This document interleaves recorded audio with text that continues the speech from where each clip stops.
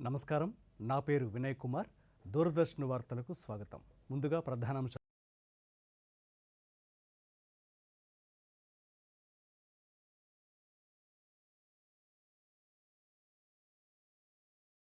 ఆంధ్రప్రదేశ్లోని ప్రతాప్ఘడ్లో ప్రధానమంత్రి ఎన్నికల ప్రచారం.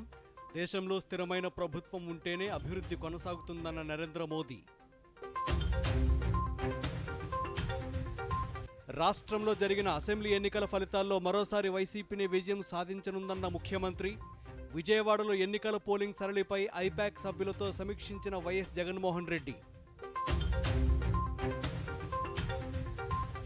ఎన్నికల అనంతరం వివిధ జిల్లాల్లో జరిగిన హింసాత్మక ఘటనలపై గవర్నర్కు ఫిర్యాదు. దాడికి పాల్పడిన వారిపై చర్యలు తీసుకోవాలని అబ్దుల్ నజీర్ను కోరిన వైసీపీ నేతలు.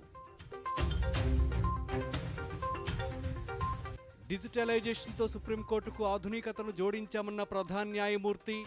బ్రెజిల్లో జరిగిన G20 శిఖరాగ్ర సమావేశంలో ప్రసంగించిన జస్టిస్ డివై చంద్రచూడ్. తిరుపతిలో కన్నుల పండుగగా గంగమ్మ జాతర. రాష్ట్ర ప్రభుత్వం తరపున సారెను సమర్పించిన టీటీడీ పాలక మండలి చైర్మన్ భూమన కరుణాకర్ రెడ్డి.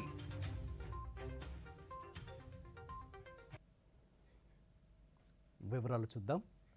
దేశవ్యాప్తంగా సార్వత్రిక ఎన్నికల 5వ దశ ప్రచార కార్యక్రమం ముమ్మరంగా కొనసాగుతోంది. ప్రధాన పార్టీల కీలక నేతలు పలుచోట్ల ప్రచారాన్ని వేగవంతం చేశారు.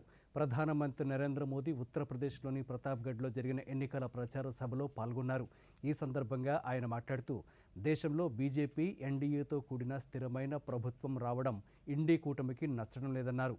తాము గెలిచి 5 ఏళ్లలో 5గురు ప్రధానులను దేశానికి ఇవ్వాలన్నదే వారి లక్ష్యమన్నారు. దేశంలో స్థిరమైన ప్రభుత్వం మరో 5 ఏళ్లు కొనసాగాలంటే బీజేపీని గెలిపించాల్సిందిగా కోరారు. सरकार का तीसरा कार्यकाल होगा और दमदार, लेकिन साथियों, इंडी गठबंधन वाले देश से भाजपा एनडीए की स्थिर सरकार हटाना चाहते हैं और इनके पास सरकार चलाने का क्या फॉर्मूला है? इनका फॉर्मूला है 5 साल में 5 पार्टियों के 5 पीएम बनाएंगे, यानी हर साल एक नया पीएम. ये चाहते हैं कि भानुमति का कुनबा जोड़ने वालों को लूट का बराबर मौका मिले.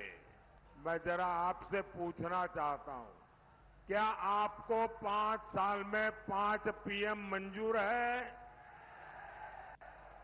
क्या ये 5 पीएम देश को चला सकते हैं? क्या देश को बर्बाद करेंगे कि नहीं करेंगे?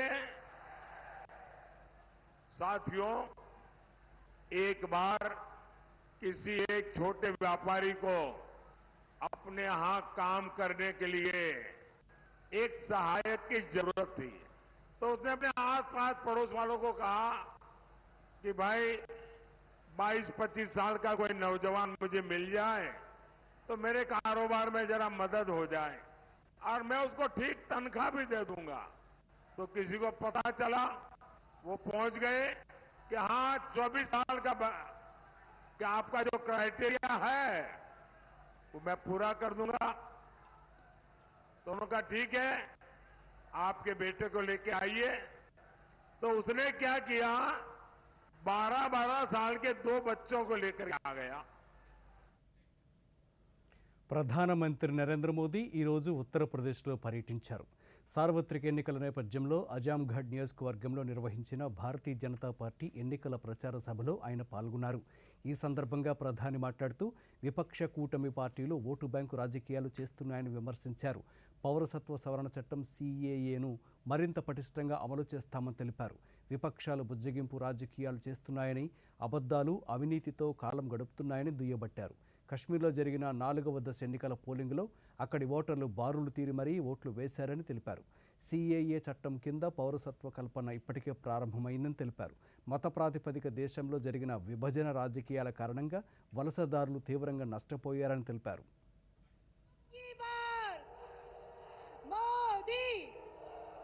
మోదీ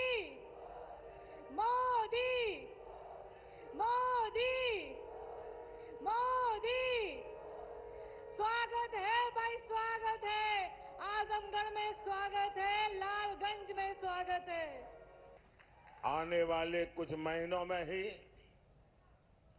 पश्चिम बंगाल से लेकर दिल्ली, पंजाब तक हजारों शरणार्थी परिवार मां भारती की गोद में रह रहे हैं, अनाथ की तरह रह रहे हैं। वो अब सम्मान के साथ रहेंगे, उनके पास उनकी एक पहचान होगी, वो मां भारती के बेटे कहने के हकदार हो जाएंगे। हमारे उत्तर प्रदेश में भी ऐसे लाखों परिवार बसे हुए हैं जी। साथियों, मोदी की एक और गारंटी आज कश्मीर में भी दिख रही है। पिछले 5-6 दशकों में कश्मीर देश के हर चुनाव का मुद्दा होता था। हर चुनाव में सभी दल कश्मीर के मुद्दे को भुनाते थे। आपने देखा होगा, ये हमारे विरोधी लोग हैं ना, उनकी बोलती बंद हो गई है, उनके मुंह पे ताला लग गया है और दबी जबान में उन इलाकों में जाकर के कहते हैं, अरे चिंता मत करो, ये मोदी भले कुछ भी चिल्लाता रहे, ये मोदी ने भले 370 हटाया, जैसा ही हमको मौका मिलेगा ना। సార్వత్రిక ఎన్నికల ప్రచారంలో భాగంగా బీజేపీ సీనియర్ నేత కేంద్ర హోంశాఖ మంత్రి అమిత్ షా ఈరోజు బీహార్లోని మధుబనిలో ప్రచారం నిర్వహించారు. ఈ సందర్భంగా మాట్లాడుతూ ఈ దేశానికి ఒక దృఢమైన ప్రధాని అవసరమన్నారు. దేశాన్ని అన్ని సంక్లిష్ట పరిస్థితుల నుంచి గట్టెక్కించే సత్తా ఒక నరేంద్ర మోదీకే ఉందని వక్కాణించారు. ఎన్డీఏ ప్రభుత్వం మహిళలకు 33% రిజర్వేషన్ ఇచ్చిందని గుర్తు చేశారు.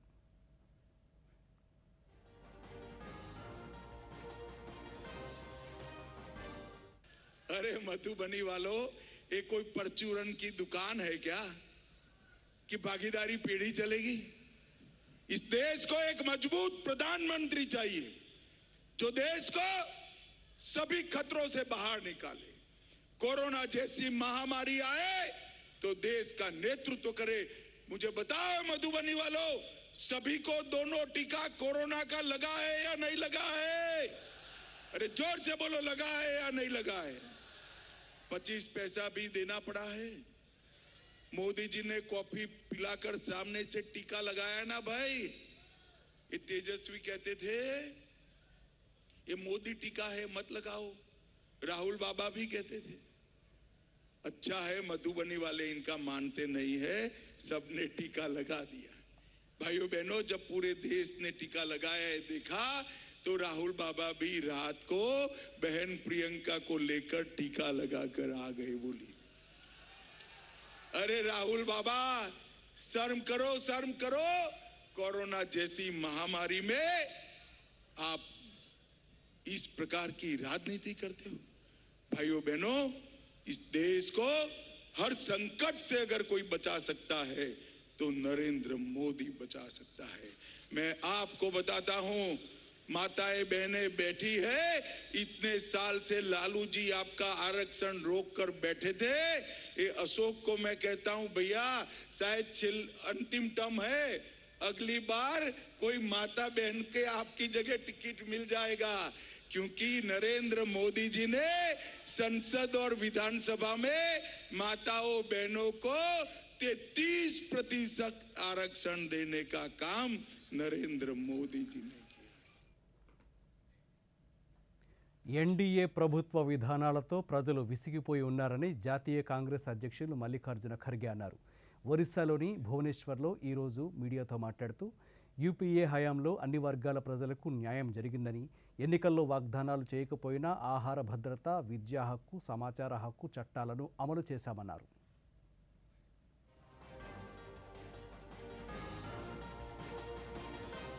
ये लड़ाई जनता की है, जनता खुद लड़ रही है मोदी के खिलाफ।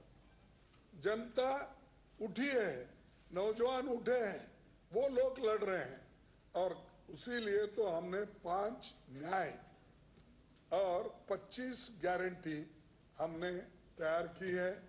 खास करके युवा न्याय, नारी न्याय, किसान न्याय, श्रमिक न्याय और जनगणना के आधार पर लोगों को मदद करना और उसी लिए तो जातीय जनगणना करके लोगों को जो मदद कर सकते हैं वो करने के लिए हम कटिबद्ध है, हम फर्म है, वैसा हम पूरा करेंगे।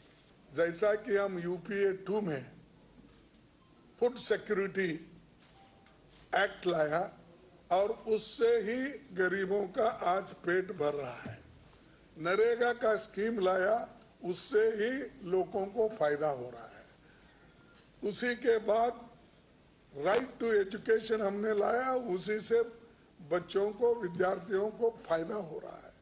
ऐसे कई चीजें हैं हमने किया बगैर बोले।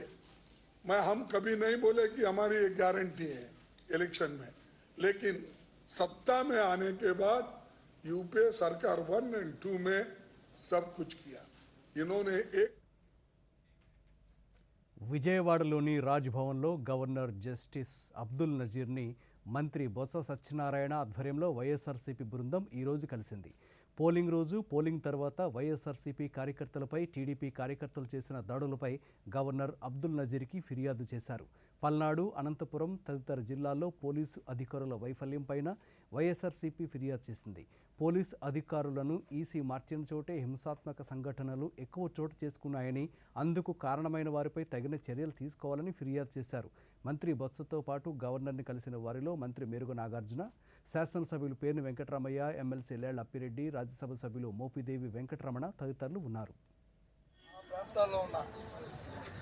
పోలీసు అధికారులు ఎవరైతే భారత్ పనితీరు పట్ల ముఖ్యంగా ఎవరైతే పోలీస్ అబ్జర్వర్గా వచ్చిన దీపక్ మిశ్రా అనే ఒక రిటైర్డ్ అధికారి ఎవరైతే వచ్చారో ఆయన పక్షపాతంతో ఏదైతే కూటమి తెలుగుదేశం పార్టీ ఏ ఫిర్యాదు ఇస్తే, ఏ పిటిషన్ పెడితే ఫాల్స్ పిటిషన్ దాని మీద ఎంక్వైరీ కూడా లేకుండా వన్ సైడెడ్ యాక్షన్ కాకుండా రాష్ట్రంలో ఉన్న సీనియర్ అధికారి, పోలీస్ అధికారికి తో పాటు ఇంకో 2 అధికారులు అంతా కూడా మా సోదరులు చెప్తారు. వారు చేస్తున్న అకృత్యాలని గవర్నర్ గారు దృష్టి తీసుకొచ్చాం.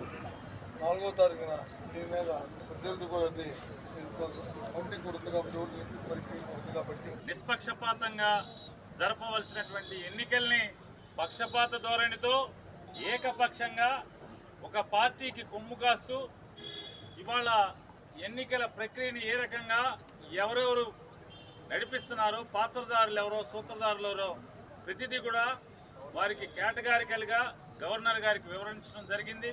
తెలుగుదేశం పార్టీ మూకలన్నీ కూడా ధ్వంసరచన చేస్తుంటే పోలీసు అధికారులు ఎవరైతే ఉన్నతాధికారులు దీపక్ మిశ్రా అనేటువంటి ఒక రిటైర్డ్ అధికారిని పోలీస్ అబ్జర్వర్గా ఎన్నికల కమిషన్ నియమించడమే తప్పు అయితే, ఇంతమంది భారతదేశంలో ఇంతమంది సీనియర్ ఐపీఎస్ ఆఫీసర్లు ఉంటే ఒక్కడు కూడా సర్వీస్లో ఉన్నటువంటి ఆఫీసర్ దొరకనట్టు ఒక రిటైర్డ్ అయిపోయిన వాడిని తీసుకొచ్చి వాళ్ళ ఉద్దేశపూర్వకంగా కేంద్ర ప్రభుత్వం నడిపేటువంటి రాజకీయ పార్టీ భారతీయ జనతా పార్టీ, తెలుగుదేశం ఇద్దరు కలిసి ఇతన్ని తెచ్చుకుని రాష్ట్రంలో వైఎస్ఆర్సీపీ మరోసారి అధికారంలోకి వస్తుందని ముఖ్యమంత్రి వైఎస్ జగన్మోహన్ రెడ్డి పేర్కొన్నారు.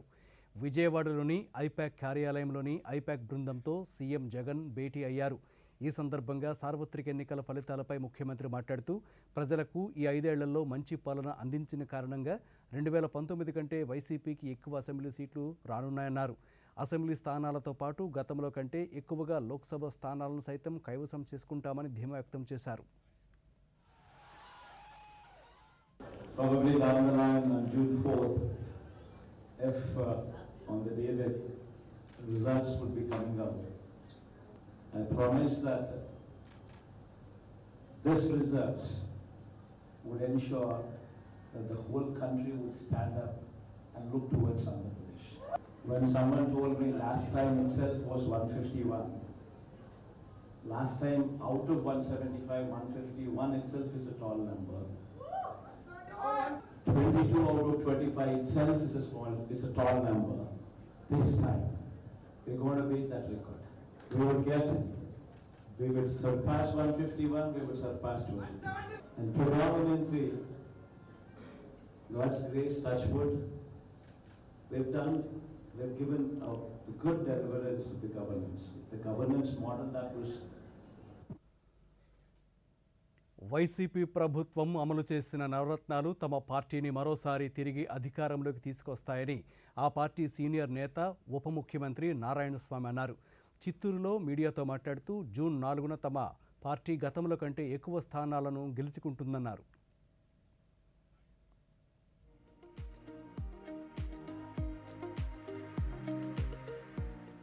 ఈ ఎలక్షన్ కమిషనర్ వల్ల ఈ ఎస్పీలు, డిఎస్పీలు, కలెక్టర్లు, డీజీపీలు మొత్తం మంది ఎందుకో వన్ సైడ్ అయిపోయినారు. ఎప్పుడు నేను చూడాల. రామారావు గారిలో కూడా ఇటువంటి చరిత్ర నేను చూడాల.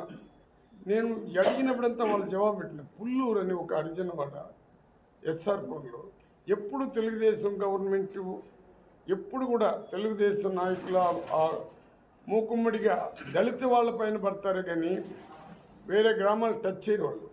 పుల్లూరులో 2 నెలల బిడ్డ ఆ ఇండ్లు చూస్తే 4 ఇండ్లని ఎంత ధ్వంసం చేశారో చూసేసి నేను ఎస్పీ గారికి చెప్పిన, అయ్యా నువ్వన్నా పోయి చూడబ్బా, నీకు మానవత్వం అనేది ఐపీఎస్ ఆఫీసర్, నువ్వు మనుషులను పోయి చూడండి, దళితులకు ఏ విధంగా జరుగుతుందో ఒక్క తూరు పోయి చూడండి, దయచేసి ఆ గ్రామాన్ని విజిట్ చేయించారంటే. జూన్ 4న జరిగే లోక్సభ, అసెంబ్లీ ఎన్నికల కౌంటింగ్ ప్రక్రియకు శ్రీకాకుళం జిల్లాలో అన్ని ఏర్పాట్లు పూర్తి చేస్తున్నామని జిల్లా ఎన్నికల అధికారి మంజీర్ జిలానీ సమూన్ అన్నారు. శ్రీకాకుళం కలెక్టరేట్లో రిటర్నింగ్ అధికారులు, నోడల్ అధికారులతో కలెక్టర్ సమీక్ష నిర్వహించారు. ఈ సందర్భంగా మంజీర్ మాట్లాడుతూ స్ట్రాంగ్ రూముల వద్ద నిరంతరం సాయుధనిగా కొనసాగుతోందన్నారు. ఓట్ల లెక్కింపు కేంద్రాల వద్ద 3 అంచెల భద్రతను ఏర్పాటు చేస్తున్నామన్నారు. కౌంటింగ్ కేంద్రాల్లో టేబుళ్ల ప్లాన్ పక్కాగా నిర్వహించేందుకు ఎన్నికల కమిషన్ సూచనల ప్రకారం ప్రతి టేబుల్ వద్ద మైక్రో అబ్జర్వర్, కౌంటింగ్ సూపర్వైజర్, 2 అసిస్టెంట్లు ఉండేలా చూస్తున్నామన్నారు. Management of election per se, it's not a rocket science, I should say. It's more of the logistical arrangement, proper planning, then execution. So if these basic things are taken care of, then definitely things happen smoothly more or less. So I think all of you, your teams, they played their part exceedingly well. All of you worked very, very hard for the entire this time, starting from 16th March till today. Everybody has put their heart and soul, and your teams also. So I would like to thank again each and every one of you. But that is the sacrifices which all of us make for any event to be successful. And we know election, it's a big event, it's an important event. And till that time everybody contributes. Our contribution is successful. వేసవి కాలంలో ప్రతి ఒక్కరూ కేవలం తమ గురించే కాకుండా తమ చుట్టూ ఉన్న పశుపక్ష్యాదుల రక్షణ గురించి కూడా తగు జాగ్రత్తలు తీసుకోవాలని పశ్చిమ గోదావరి జిల్లా కలెక్టర్ సుమిత్ కుమార్ అన్నారు. భీమవరంలో ఇంటర్నేషనల్ అలయన్స్ లయన్స్ క్లబ్ ఇతర స్వచ్ఛంద సంస్థల ఆధ్వర్యంలో మూగజీవాల కోసం నీటి తొట్టెలను పంపిణీ చేశారు. ఈ సందర్భంగా కలెక్టర్ మాట్లాడుతూ పట్టణ వీధుల్లో నీటి తొట్టెలు ఏర్పాటు చేయడం వల్ల ప్రకృతికి, సమాజానికి సేవ చేసిన వారవుతారన్నారు. దాతల్లో ఒకరైన విజయలక్ష్మి మాట్లాడుతూ మూగజీవాలకు నీటి తొట్టెలు ఏర్పాటు చేయడంతో పాటు మొక్కలను నాటే కార్యక్రమాన్ని పట్టణంలో చేపట్టామన్నారు. యానిమల్స్ కోసం చాలా తక్కువ మంది ఉంటారు. యానిమల్స్ కోసం ఆలోచన చేస్తారు. యానిమల్స్కి రకరకాలుగా మన సొసైటీలో ఇష్యూస్ ఉన్నాయి. సో నేను ఒకటే ఉద్దేశం అంటే నేను ఇంటికి వచ్చాను, కొద్దిగా అవేర్నెస్ మనం పెంచాలి. మనం అవేర్నెస్ పెంచితే వాళ్ళ నీడ్స్ కూడా ఏమేమి ఉన్నాయో కొద్దిగా మనం చూసుకుంటే మనం మంచి చేయగలుగుతాం. మరి ఎంతో ఇప్పుడు పశుపక్షాదులు, వృక్షాలు ఇవన్నీ కూడా ప్రకృతిలో మనతో మమేకమై జీవిస్తున్నాయి. వీటినన్నిటిని కూడా మనం ప్రేమించాలి, వాటికి సర్వీస్ చేయాలి. మరి అటువంటి సర్వీస్ చేయడంలో కలెక్టర్ గారు భాగస్వామ్యం స్వీకరించడం జరగడంతో మేమందరం కూడా ఈ కార్యక్రమానికి ఎంతో ముందుకు వచ్చి కొంతమంది దాతలు ఈ పశువులకి, మూగజీవాలన్నిటికీ కూడా ఎండాకాలంలో నీటికి అలమటించడం జరుగుతూ ఉంటుంది. మరి వాటన్నిటికీ ప్రత్యేకంగా మనం ఎవరికో తీసుకెళ్ళి నీటి ఇవ్వలేము కాబట్టి మనం ప్రతి కొన్ని కోడల్లో సిమెంట్ కుండీలను ఏర్పాటు చేసి బాటిల్లో నీరు పోస్తే అవి వచ్చి ఏదో టైంలో తాగుతూ ఉంటాయి. అలాగా ఆ రకంగా ప్రకృతికి కూడా మనం సేవ చేయడం జరుగుతుంది. ఆంధ్రప్రదేశ్లో బీజేపీ, టీడీపీ, జనసేన కూటమికి 166కు పైగా అసెంబ్లీ స్థానాలు వచ్చే అవకాశం ఉందని బీజేపీ రాష్ట్ర మీడియా ఇన్ఛార్జి పాతూరి నాగభూషణం అన్నారు. విజయవాడలో మీడియాతో మాట్లాడుతూ ఎన్నికల సంఘం తీసుకున్న చర్యల కారణంగా ప్రజలు స్వేచ్ఛగా తమ ఓటు హక్కును వినియోగించగలిగారన్నారు. కూటమి ప్రభుత్వం వస్తే రాష్ట్రం అన్ని రంగాల్లో అభివృద్ధి చెందుతుందని వివరించారు. ఇందాక కనుక చూస్తే ఒకసారి ఇవాళ జగన్మోహన్ రెడ్డి గారు ఐపాక్ వాళ్ళదానికి మీటింగ్ వెళ్ళి చెప్తా ఉన్నారు. 151 సీట్ల కంటే ఈసారి ఎక్కువ వస్తాయి, 22 పార్లమెంట్ కంటే ఎక్కువ వస్తాయని. ఐపాక్ అనేది ఆల్రెడీ ప్యాకప్ అయ్యి వెళ్ళిపోయారు. పేపర్లో వచ్చిన తర్వాత ఇక మళ్ళీ మరీ పెట్టకపోతే బాగుంటుందని చెప్పి ఇవాళ పెట్టిన సందర్భంగా నాకు కనిపిస్తూ ఉంది. ఎందుకంటే వాళ్ళకి ఇచ్చిన సందేశం చూస్తే పోయినసారేమో ఇచ్చిన విధానానికి ఈసారి విధానానికి చాలా తేడా ఉంది. అంతా మొన్న కొన్ని చోట్ల ఇంటర్వ్యూలు కూడా ఇచ్చినప్పుడు చూడు ఆయన ఒకటే చెప్తా ఉన్నాడు, ఆ దేవుడి దయ ఉంటే గెలుస్తామని. ఇప్పుడు ప్రజల దయ ఎట్టాగు లేదు కాబట్టి ఇప్పుడు దేవుడి మీదకి భారం వేశారు. ఆ విధంగా వైసీపీ ఏదైతే కళ్ళగంట ఉందో వారికి ఇంటికి వెళ్ళడానికి ప్రజలు సిద్ధం చేశారు బాక్సుల్లో ఓట్ల ద్వారా. ఆ విధంగా వాళ్ళు ఇంటికి వెళ్ళే పరిస్థితి ఉంది. ఒక టీం వచ్చి ఎక్కడెక్కడ ఇసుక తవ్వుతూ ఉన్నారో ఇప్పటికీ కూడా తవ్వుతూ ఉంటే ఆ టీములకి సరైన రిపోర్ట్ లేకుండా కలెక్టర్లు వీళ్ళందరూ కూడా మరి వాళ్ళ తప్పుదోవ పట్టిస్తూ ఉన్నారు. ఇది అందరూ చూస్తూ ఉన్నారు ఈ రోజున ఎక్కడెక్కడ అనేది. మా టీమ్స్ కూడా ఎవరైతే ఉన్నారో గ్రామాల్లో అంతా వీడియోలు తీస్తూ ఉన్నారు, ఏ కలెక్టర్ ఎంత ఇన్వాల్వ్ అవుతున్నారు అనేది. దీనికి బాధ్యత మరి ఇసుక తవ్వకాన్ని, ఇసుక మాఫియాని కంట్రోల్ చేయాల్సినటువంటి మరి మన కలెక్టర్ల మీద ఉన్నటువంటి మరి ఎవరైతే సిఎస్ ఉన్నారో జవహర్ రెడ్డి గారు, ఆయన ఎటువంటిది పట్టించుకోకుండా అధికార పార్టీకి మరి బాగా సహకరిస్తూ ఉన్నారు. రాయలసీమలో ప్రఖ్యాతిగాంచిన తిరుపతి గంగమ్మ జాతర 3వ రోజు వైభవంగా జరుగుతోంది. అమ్మవారిని దర్శించుకుని మొక్కులు తీర్చుకునేందుకు పెద్ద సంఖ్యలో భక్తులు తరలివస్తున్నారు.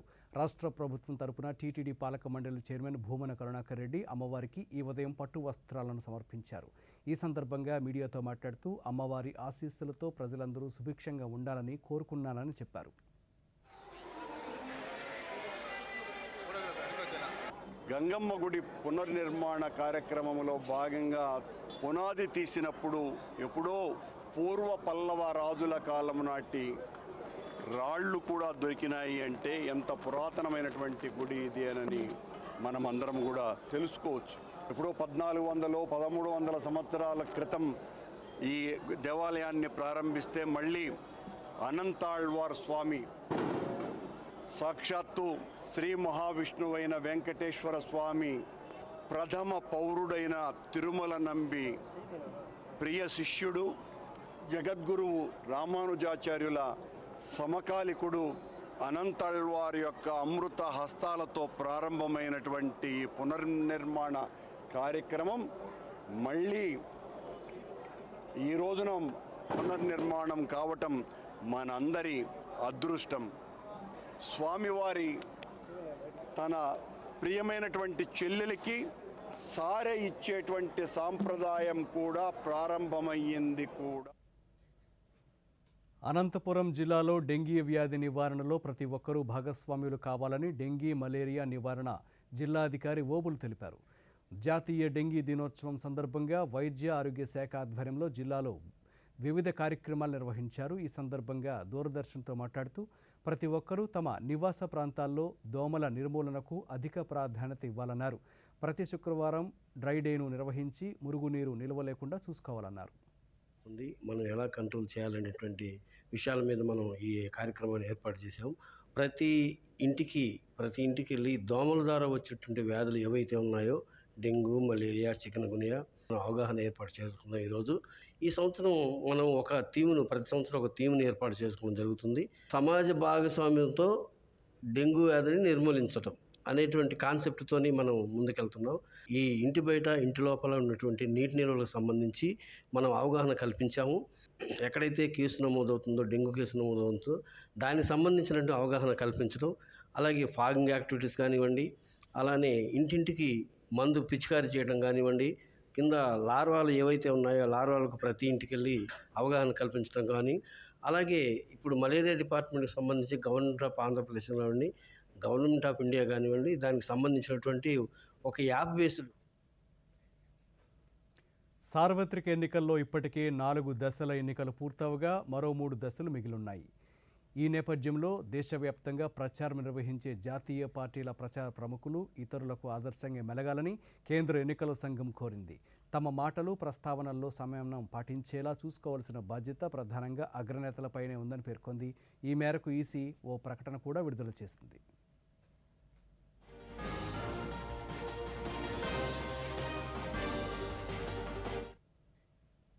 భారతీయ న్యాయ వ్యవస్థలో డిజిటల్ రూపాంతరీకరణ, ఆధునిక సాంకేతికతతో సామర్థ్యాన్ని మరింత పెంచుతున్నట్లు సుప్రీంకోర్టు ప్రధాన న్యాయమూర్తి జస్టిస్ డివై చంద్రచూడ్ తెలిపారు. బుధవారం ఆయన బ్రెజిల్లోని రియోలో G20 శిఖరాగ్ర సదస్సులో ప్రసంగించారు. భారత సుప్రీంకోర్టు 7,50,000 కేసులను వీడియో కాన్ఫరెన్స్ ద్వారా విధానంలో విచారించిందని తెలిపారు. 1,50,000 కేసులు ఆన్లైన్లో దాఖలయ్యాయని ప్రధాన న్యాయమూర్తి పేర్కొన్నారు. ఈ ఏడాది బ్రెజిల్ G20 అధ్యక్ష పదవి నిర్వహిస్తున్నందున ఆ దేశ సుప్రీంకోర్టు G20 సదస్సు నిర్వహిస్తోందని, ఉచిత ఓపెన్ సోర్స్ సాఫ్ట్వేర్ సాయంతో భారతీయ సుప్రీంకోర్టు రూపొందించిన కేసు మేనేజ్మెంట్ సిస్టమ్ ప్రపంచంలోనే అతి పెద్దదని ఈ సందర్భంగా జస్టిస్ డివై చంద్రచూడ్ తెలిపారు. భారతదేశ కోర్టుల్లో కోవిడ్ కాలంలో మొదలైన హైబ్రిడ్ విచారణలు ఆ తరువాత కూడా కొనసాగుతున్నాయని చెప్పారు. రాజ్యాంగపరమైన కేసుల విచారణను సుప్రీంకోర్టు యూట్యూబ్ ఛానల్లో సైతం ప్రత్యక్ష ప్రసారం చేస్తున్నట్లు తెలిపారు. సుప్రీంకోర్టు దాదాపు కాగితరహితంగా పనిచేస్తోందన్నారు. తీర్పులను 16 ప్రాంతీయ భాషల్లో అనువదించడానికి సువాస్ సాఫ్ట్వేర్ ఉపకరిస్తోందని, ఇంతవరకు 36,000 తీర్పులను ఆయా భాషల్లో తర్జుమా చేశామని వివరించారు.